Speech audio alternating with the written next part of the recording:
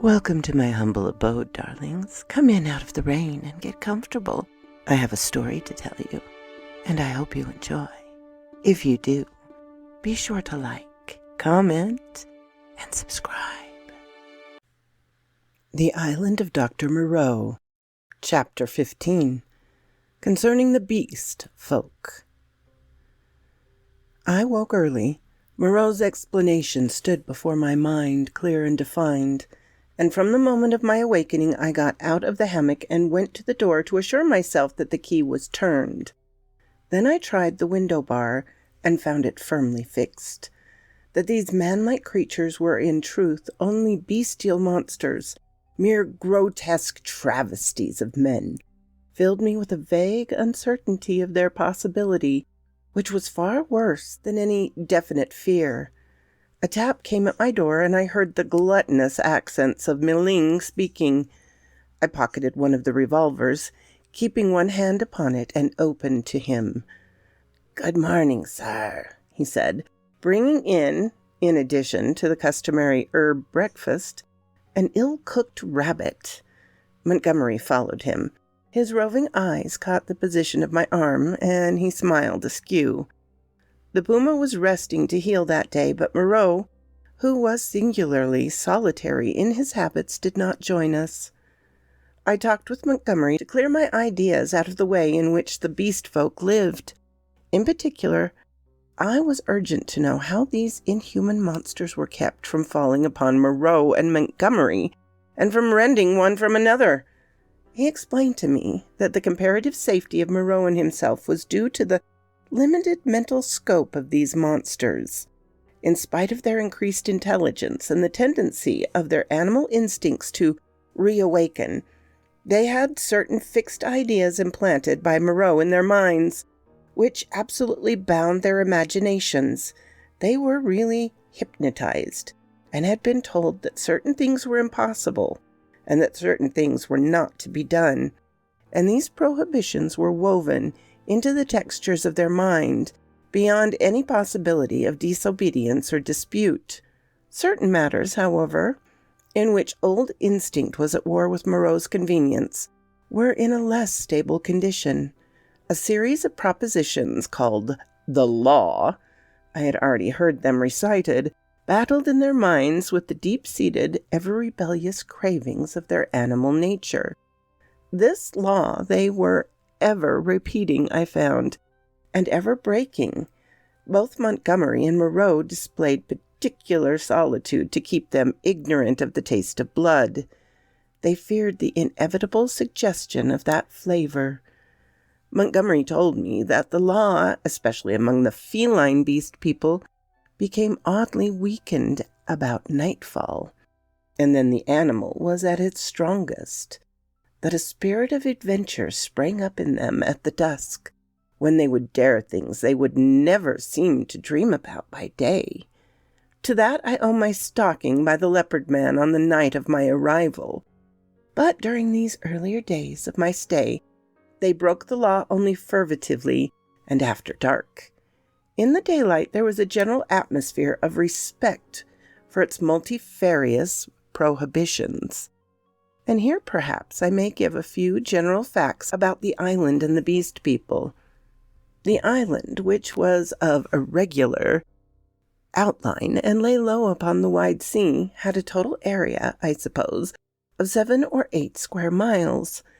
It was volcanic in origin, and was now fringed on 3 sides by coral reefs, some fulmarole to the northward, and a hot spring, where only the vestiges of the forces that had long since originated it. Now and then a faint quiver of earthquake would be sensible, and sometimes the scent of the spires of smoke would be rendering tumultuous by gulfs of steam. But that was all. The population of the island, Montgomery informed me, now numbered rather more than 60 of these strange creatures of Moreau's art, not counting the small monstrosities which lived in the undergrowth and were without human form. Although he had made nearly 120, but many had died, and others, like the writhing, footless thing of which he had told me, had come by violent ends. In answer to my question, Montgomery said that they actually bore offspring, but that those generally died. When they lived, Moreau took them and stamped the human form upon them. There was no evidence of the inheritance of their acquired human traits. The females were less numerous than the males, and liable to much furtive persecution in spite of the monogamy the law enjoyed. Note, this description corresponds in every aspect to Noble's Isle. It would be impossible for me to describe these beast people in detail. My eye has no training in details, and unhappily I cannot sketch. Most strikingly, perhaps in their general appearance, when the disproportion between the legs of these creatures and the length of their bodies.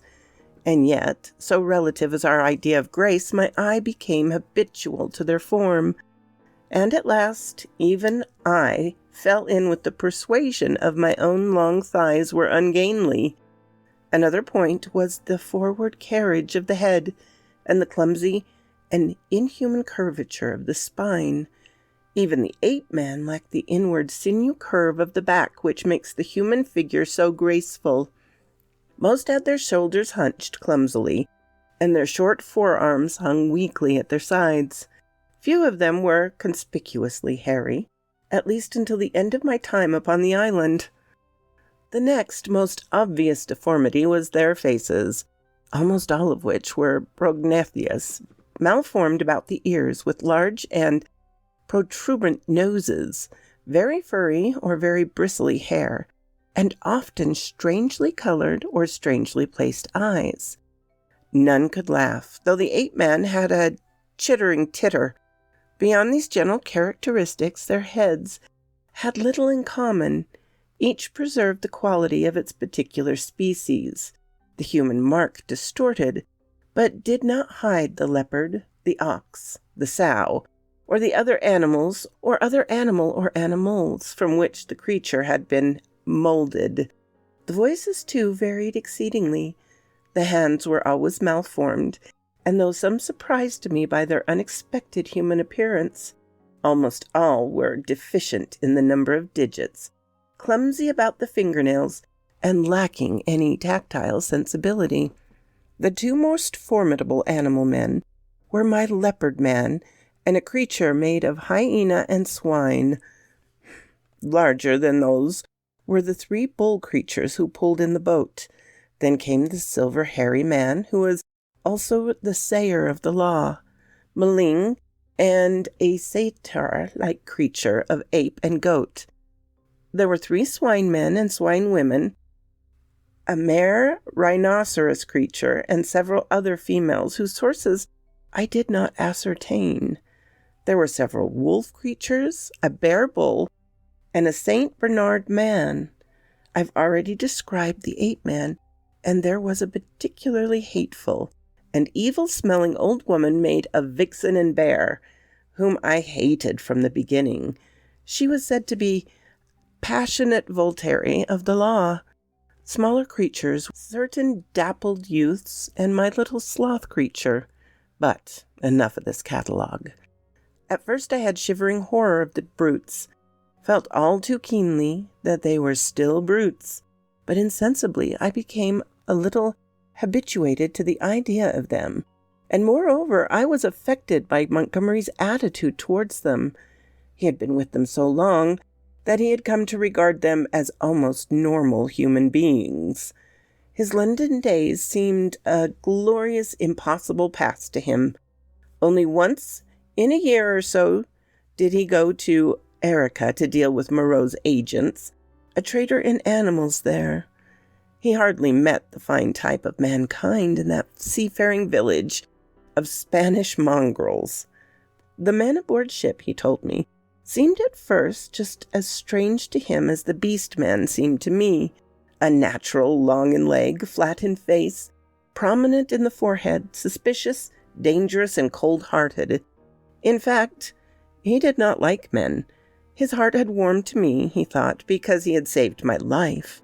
I fancied even then that he had a sneaking kindness for some of these metamorphized brutes, a vicious sympathy with some of their ways, but that he attempted to veil it from me at first.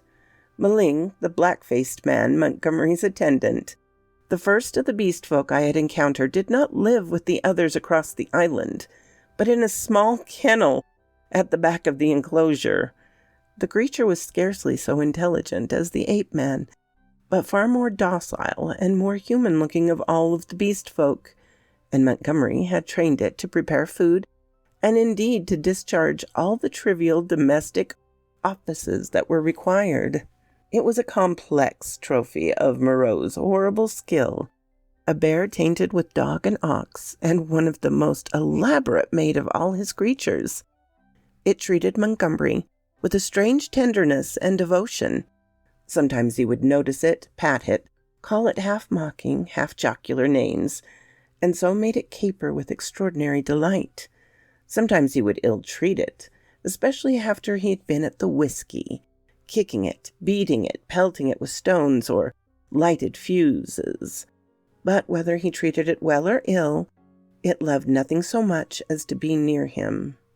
I say I became habitualized to the beast people, that 1,000 things which had seemed unnatural and repulsive speedily became natural and ordinary to me. I suppose everything in existence takes its color from the average hue of our surroundings. Montgomery and Moreau were too peculiar and individual to keep my general impressions of humanity well defined. I would see one of the clumsy bovine creatures who worked the launch treading heavily through the undergrowth and find myself asking, trying hard to recall, how he differed from some real human yokel trudging home from his mechanical labors, or I'd meet the fox-bear woman's vulpine, shifting face, strangely human in its speculative cunning, and even imagine that I had met it before in some city byway. Yet every now and then the beast would flash out upon me beyond doubt or denial, an ugly-looking man, a hunched-back human savage to all appearance, squatting in the aperture of one of the dens, would stretch its arms and yawn, showing with startling suddenness scissor-edged incisors and saber-like canines, kept brilliant as knives, or in some pathway, glancing with a transitory daring into the eyes of some lithe, white-swathed female figure, I would suddenly see with spasmodic revulsion that she had slit-like pupils, or glancing down note the curving nail by which she held her shapeless wrap about her. It's a curious thing, by the by, for which I am quite unable to account, that these weird creatures, the females I mean, had in the early days of my stay an indistinct sense of their own repulsive clumsiness, and displayed in consequence a more human regard for the decency and decorum of extensive costume. Chapter 16.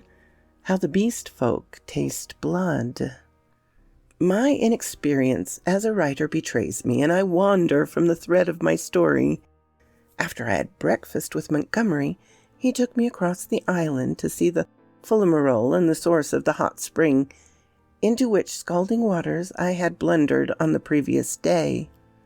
Both of us carried whips and loaded revolvers while going through a leafy jungle on our road thither. We heard rabbits squealing.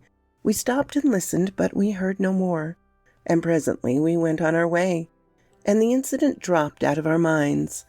Montgomery called my attention to certain little pink animals with long hind legs that went leaping through the undergrowth. He told me they were creatures made of the offering of the beast people that Moreau had invented. He had fancied that they might serve for meat, but a rabbit-like habit of devouring their young had defeated this intention. I had already encountered some of these creatures, once during my moonlit flight from the leopard man, and once during my pursuit by Moreau on the previous day. By chance, one hopped to avoid us, leapt into the hole caused by the uprooting of a wind-blown tree. Before it could extricate itself, we managed to catch it. It spat like a cat, scratched and kicked vigorously with its hind legs, and made an attempt to bite. but its teeth were too feeble to inflict more than a painless pinch. It seemed to me rather a pretty little creature, and as Montgomery stated that it was never destroyed the turf by burrowing, and was very cleanly in its habits, I should imagine it might prove a convenient substitute for the common rabbit in the gentlemen's parks. We also saw on our way the trunk of a tree barked in long strips and splintered deeply. Montgomery called my attention to this. Not to claw bark of trees, that is the law, he said. Much some of them care for it. It was after this, I think, that we met the satyr and the ape-man. The satyr was a gleam of classical memory on the part of Moreau. His face oven, like the coarser Hebrew type, his voice was a harsh bleat. His nether's extremity satanic. He was gnawing the husk of a pod-like fruit as he passed us. Both of them saluted Montgomery. "Hail," they said, "to the other with the whip." "Hail," they said, "to the other with the whip." "There's a third with a whip now," said Montgomery, "so you'd better mind." "Was he not made?" said the ape-man. He said he was made." The satyr looked curiously at me. The satyr-man looked curiously at me. "The third with the whip, he that walks weeping into the sea, has a thin white face." "He has a thin long whip," said Montgomery. "Yesterday he bled and whipped," said the satyr. "You never bled nor whipped. The master does not bleed or weep." "Ollendorfen, beggar," said Montgomery. "You'll bleed and weep if you don't look out." "He has 5 fingers. He is 5 man like me," said the ape-man. "Come along, Pendrick," said Montgomery, taking my arm, and I went on with him. The satyr and the ape-man stood watching us and making other remarks to each other. "He says nothing," said the satyr. "Men have voices." "Yesterday he asked me of things to eat," said the ape-man. He did not know. Then they spoke inaudible things, and I heard the satyr laughing. I was on our way back when we came upon the dead rabbit. The red body of the wretched little beast was rent to pieces, many of the ribs stripped white, and the backbone indisputably gnawed. At this Montgomery stopped. "Good God!" he said, as he stooped down, picking some of the crushed vertebrae to examine them more clearly. "Good God!" he repeated. "What can this mean?" "Some carnivore of yours has remembered its old habits," I said after a pause. "This backbone has been bitten through." He stood staring with his face white and his lips pulled askew. "I don't like this," he said slowly. "I saw something of the same kind," I said, "the first day I came here." "The devil you did! What was it?" "A rabbit with its head twisted off." "The day you came here?" "The day I came here, in the undergrowth at the back of the enclosure. When I went out in the evening, the head was completely wrung off." He gave a long, low whistle. "And what's more, I have an idea which of your brutes did this. It's only a suspicion, you know. Before I came on the rabbit, I saw one of your monsters drinking in the stream." "Sucking his drink?" "Yeah." "Not to suck your drink. That is the law. Much the brutes care for the law, huh? When Moreau's not about." "It was the brute who chased me." "Of course," said Montgomery. "It's just the way with carnivores. After a kill, they drink. It's the taste of blood, you know. What was the brute like?" he continued. "Would you know him again?" He glanced about us, standing astride over the mess of dead rabbit. His eyes roved among the shadows and screens of greenery, the lurking places and ambuscades of the forest that bound us in. "The taste of blood," he said again. He took out his revolver, examined the cartridge in it, and replaced it. Then he began to pull at his drooping lip. "I think I should know the brute again," I said. "I stunned him. He ought to have a handsome bruise on his forehead." "But then we have to prove that he killed the rabbit," said Montgomery. I wish I'd never brought the things here. I should have gone on, but I stayed there thinking over the mangled rabbit in a puzzle-headed way. As it was, I went such a distance that the rabbit's remains were hidden. "Come on," I said.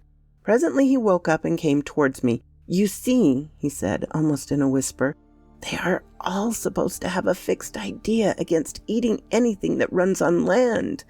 If some brute has by accident tasted blood. We went on some way in silence. I wonder what could have happened, he said to himself.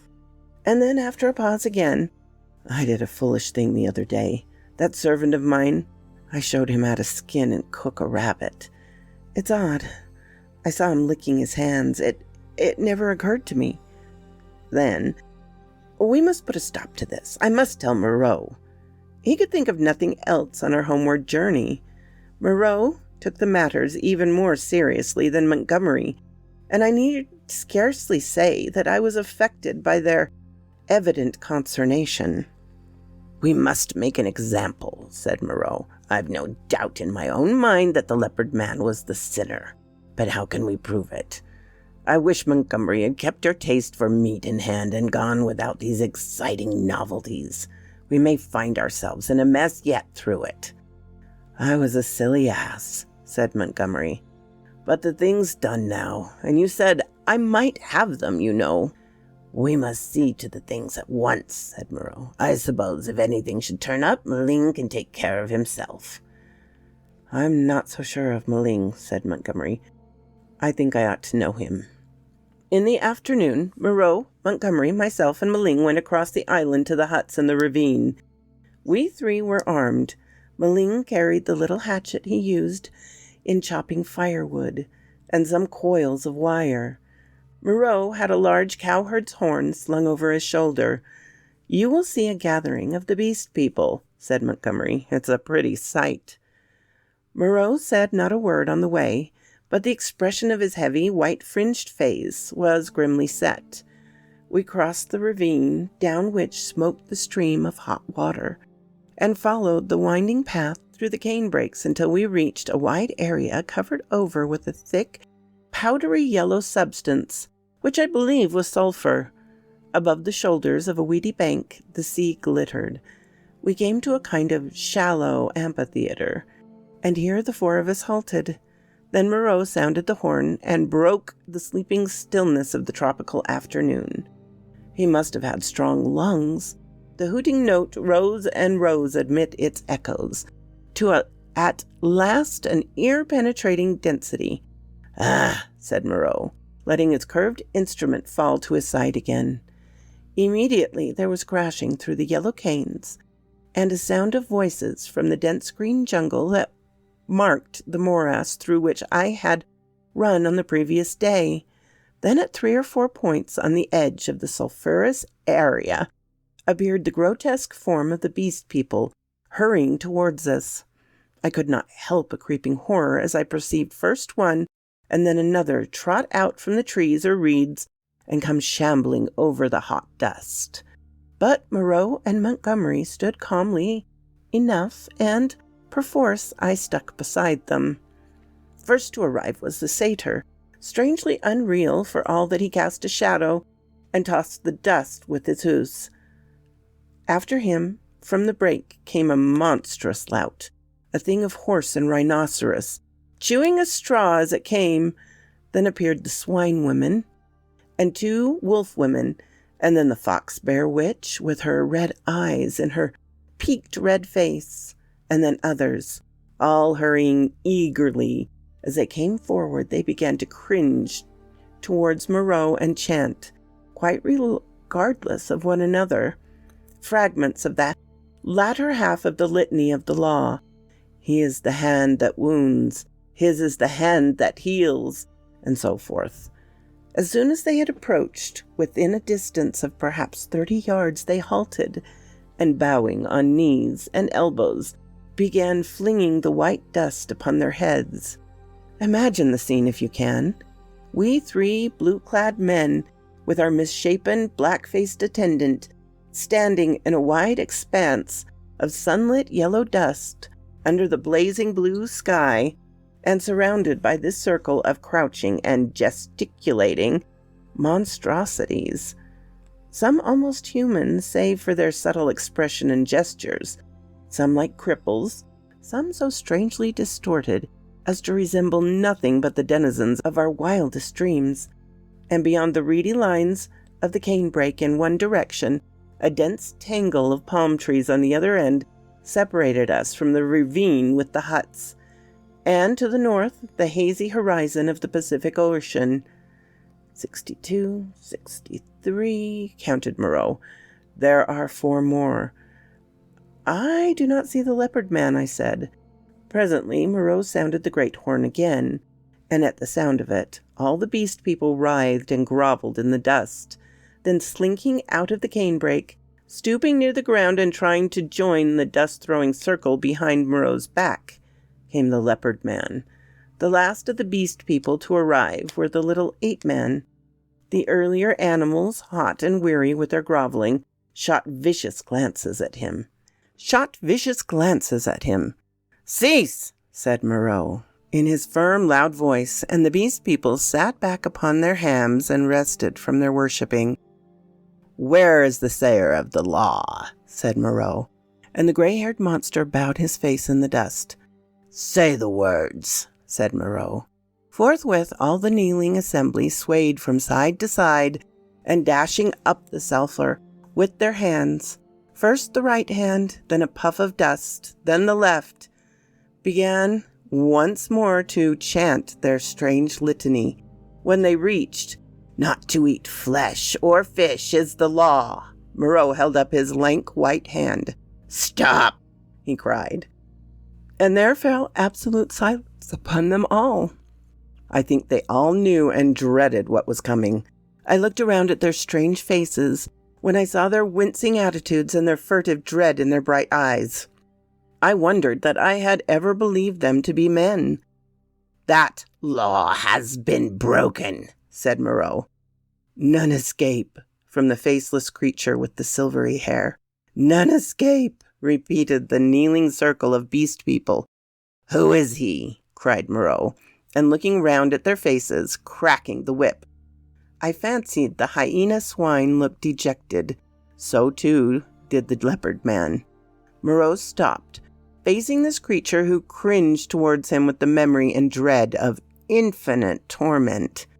"Who is it?" repeated Moreau, in a voice of thunder. "Evil is he who breaks the law," chants the sayer of the law. Moreau looked into the eyes of the leopard man, and seemed to be dragging the very soul out of the creature. "Who breaks the law?" said Moreau, taking his eyes off his victim and turning towards us. It seemed to me there was a touch of exultation in his voice. "Goes back to the house of pain," they all clamored. "Goes back to the house of pain, O master!" "Back to the house of pain! Back to the house of pain!" gabbled the ape-man, as though the idea was sweet to him. "Do you hear?" said Moreau, turning back to the criminal. "My friend, hello!" For the leopard man, released from Moreau's eyes, had risen straight from his knees, and now, with eyes aflame, and his huge feline tusks flashing out from under his curling lips, leapt towards his tormentor. I am convinced that only the madness of unendurable fear could have prompted this attack. The whole circle of 80 monsters seemed to rise about us. I drew my revolver.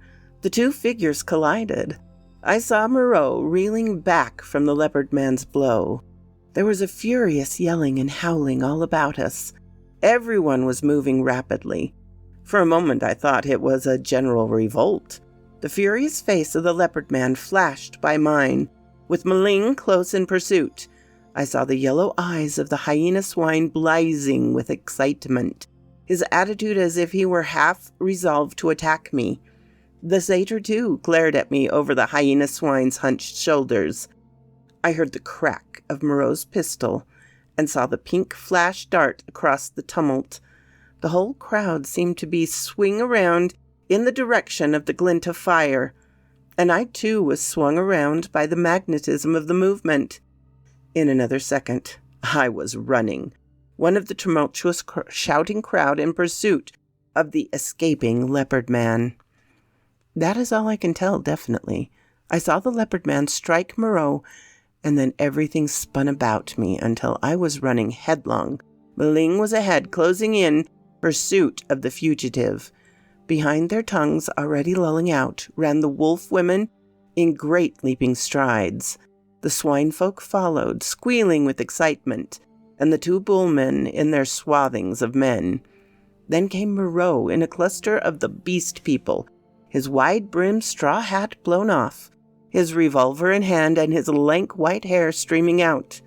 The hyena swine ran beside me, keeping pace with me and glancing furtively at me out of his feline eyes. The others came pattering and shouting behind us.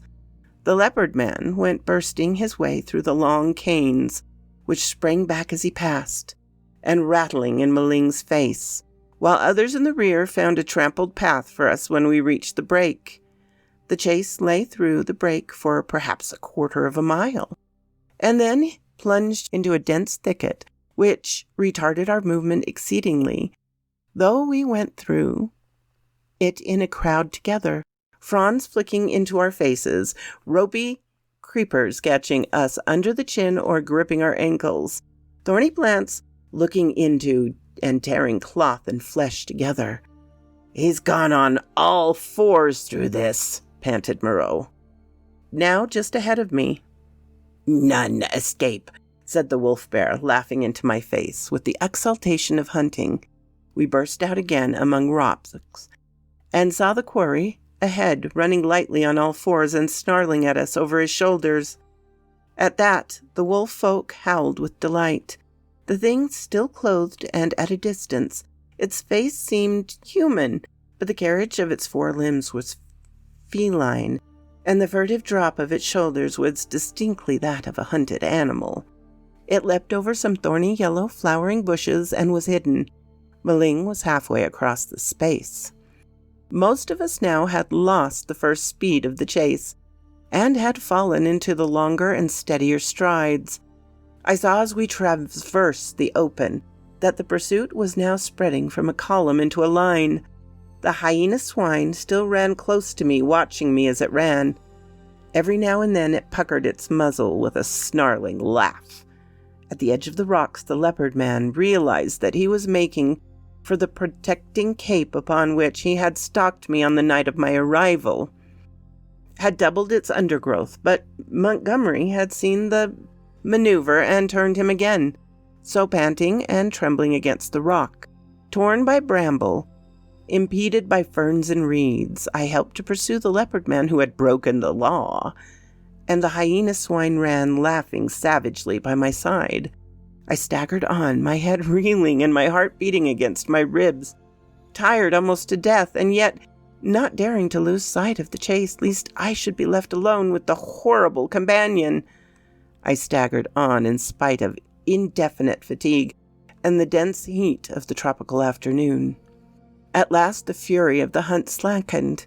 We pinned the wretched brute into a corner of the island. Moreau, whip in hand, marshaled us all into an irregular line, and we advanced now slowly, shouting to one another as we advanced and tightening the cordon around our victim. He lurked noiselessly, invisible in the bushes through which I had run from him during that midnight pursuit. "Steady!" cried Moreau. "Steady!" as the end of the line crept round the tangle of undergrowth and hemmed the brave brute in. "Where a rush!" came the voice Montgomery from behind the thicket. I was on the slope above the bushes. Montgomery and Moreau beat along the beach beneath. Slowly we pushed in among the fretted network of branches and leaves. The quarry was silent. "Back to the House of Pain! The House of Pain! The House of Pain!" yelped the voice of the ape-man, some 20 yards to the right. When I heard that, I forgave the poor wretch all the fear he had inspired in me. I heard the twigs snap and the boughs swish aside before the heavy tread of the horse rhinoceros upon my right. Then suddenly, through a polygon of green, in the half-darkness under the luxuriant growth, I saw the creature we were hunting.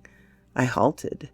He was crouched together into the smallest possible compass, his luminous green eyes turned over his shoulder regarding me.